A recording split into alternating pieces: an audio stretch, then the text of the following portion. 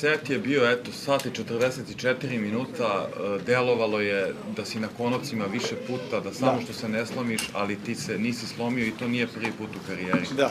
Zanima me, kako bi ti rečima opisao to što je taj dubina tog mentalnog rezervoara u tebi koja ti omogućuje da preživiš takve trenutke koje realno malo koji sportista bi?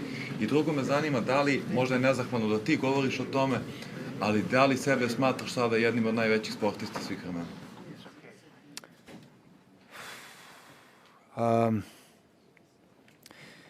Odgovorit ću ti na prvo pitanje, ali onako najiskrenije šta ja mislim da je posredi u tim trenucima. To su Bog i anđeli čuvari. U tim trenucima kada fizički i materijalno više ne osjećaš noge, ne osjećaš sebe, ne osjećaš da imaš snagu, vrtiti se tlo pod nogama, vrtiti se nebo iznad glave. U tim trenucima sa svojom verom koju imaš i nadaš se da će biti ta božanska intervencija. I možda mi nećete verovati ovo što sada pričam, ali mnogo puta u karijeri mi se to desilo. Gde sam ja sam sebe iznenadio, da kažemo ovako, kako bi rekao, mentalno razmišljajući da sam se iznenadio kako je moguće da sam izdržao to. Pa moguće je ako veruješ u Boga i veruješ da ima viša sila koja ti pomogne u tim trenucima. Tako da ja to jako ozbiljno shvatam i u to izuzetno verujem. Tako da mislim da je definitivno prisustvo božansko bilo. Danas, jer u tim trenucima možeš samo po nekom instinktu da igraš i intuiciji. U momentima kada ste prebacili preko 30 puta u reliju, ušli skoro u drugi sat igre u jednom setu, ja više ne vidim jasno lopticu. Meni se sve muti pred očima.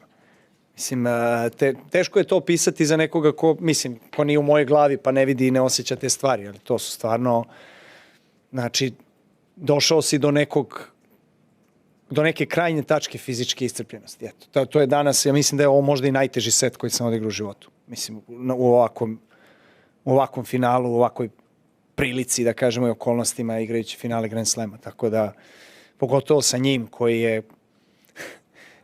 zezaju se naravno na lep način, ništa uvredljivo, ga zovu hobotnica u mom timu, zato što je sve hvata. Mislim, prosto neverovatno šta vraća i koliko te tera stalno da odigraš još jedan udarac da bi uspeo da ga nadmudriš i tako dalje. I ja sam znao da će posle prvog seta da se on neće predati tako bez borbe, da će mi dati meč finale Grand Slema, jer je on odigrao protiv Alcaraza, je fenomenalan meč i znao sam da je u izvrsnoj formi, tako da sam znao šta me očekuje, ali iskreno nisam mislio da ćemo odigrati toliko dug i iscrpan set, i fizički, i mentalno, i emotivno. I to je verovatno presudilo, ja bih rekao, pobednika posle, naravno, drugog seta, osvojeno drugog seta, ta pauza, malo sam povratio, da kažemo, energiju. U trećem setu sam se već mnogo bolje osjećao na terenu. Šta, si me pitao da li sebe smatram jednim od najvećih sportista svih vremena? Znaš šta, ostavljam to vama i svima drugima da procene da li jesam, nisam, da li zaslužujem da budem deo te diskusije ili ne.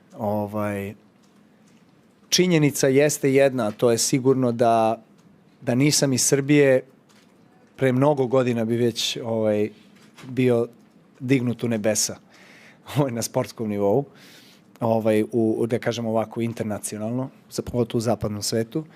Ali dobro, to je deo mog putovanja životnog i ja sam zahvalan na tome što sam iz Srbije, odakle dolazim, i to mi daje snagu i veru.